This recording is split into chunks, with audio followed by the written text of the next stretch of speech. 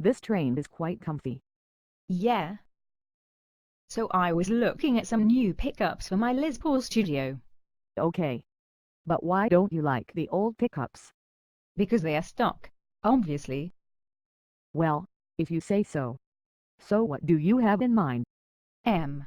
Lately I've been listening to some heavier stuff. You know, the whole high gain malarkey. But I haven't made my mind up. Well, there are quite a few good humbuckers you can choose from. You could go with some say more Duncans. Or maybe some EMGs. EMGs. Are you pulling my leg? Not really. I quite like EMGs myself. I have an 8160 set in an limited Eclipse and they sound awesome. Wow, I guess I shouldn't talk to you about tone anymore.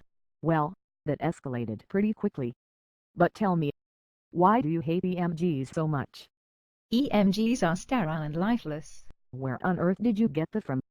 Everyone knows that. It's common knowledge, especially on pretentioushacks.com. Who cares what the posers on Pretentious Hacks think?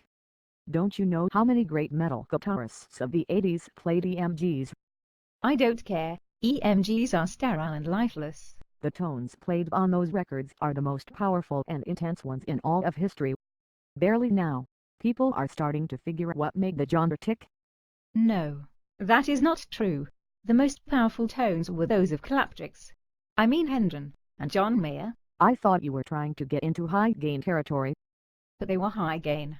Hendrix used fuzz pedals and loud Marshall amps. While I appreciate a loud Marshall when outdoors, that's about as much as 60s music has in common with the 80s. And even that doesn't apply universally. I guess you're right. I wasn't expecting you to be so reasonable. I guess you might still have a chance. Still, active pickups are not dynamic. Again, that is not true. Dynamics come from a combination of proper technique and good amplifier settings. The less effects pedals and ship you have in the signal path, the easier it is to clean up, even just by picking more lightly. When you feel you're running out of dynamics, you should first try and plug your guitar straight into your amp. Not lower the gain, until you lose all crunch and sustain. But I have only boutique effects and the most biz-test dynamic amp that money can buy. Just because Insert Gear Shills magazine thinks that they are must-haves, that doesn't mean it's true. There is no best. Sometimes there can be better, for a specific job. But saying that a piece of gear is the holy grail of tone and that those without it cannot get great tones is pretty much the definition of fanboyism. What about clean tones? What about them? Can EMGs do clean tones? Wow. You're either very new to guitars or have been forbidden by a debilitating disease to play, or even listen to EMG pickups. What would that disease be called? Hipsteritized. Or it might be a combination of pretentious hex form addiction and chronic corksnephritis. In all fairness, active pickups, like most good pickups for that matter, will have a distinct voicing to them no matter what they're played through. Some describe them as unforgiving. I call them more articulate. But that applies to most high-gain pickups. And, to be honest, if your solution for poor technique and loose playing is to buy single-coil pickups with next to no output, to mask your terrible playing, then you're doing it wrong. But I can't play jazz on them.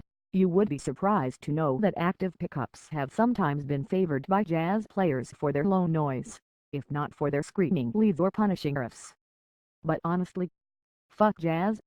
Why would you want to sound like a pompous hack, self-entitled God's gift to music who lives off their parents' trust fund when you can't sound like, you know, yourself?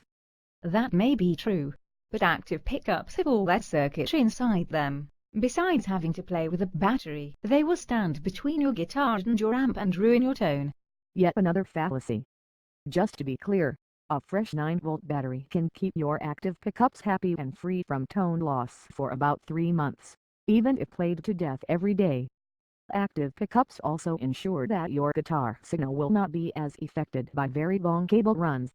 And the circuitry allows for higher output, without the magnetic pull and dulled high frequencies which are sometimes associated with passive pickups. And sitting between your amplifier and guitar, you say, what about those boost and overdrive pedals you always have turned on? But again, I think you owe this to all of the misinformation from too much pretentioushex.com. I guess the hypocrisy in the guitar world runs so deep that I couldn't see it for what it was. Hell, now I want to try out a set of EMGs, even if just to feel them for myself. Thank you for the eye-opener. Don't mention it. But don't write off passives just yet.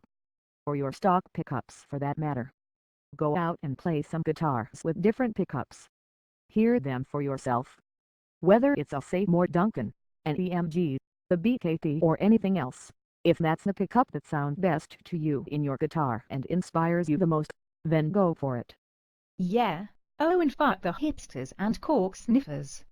Fresh on.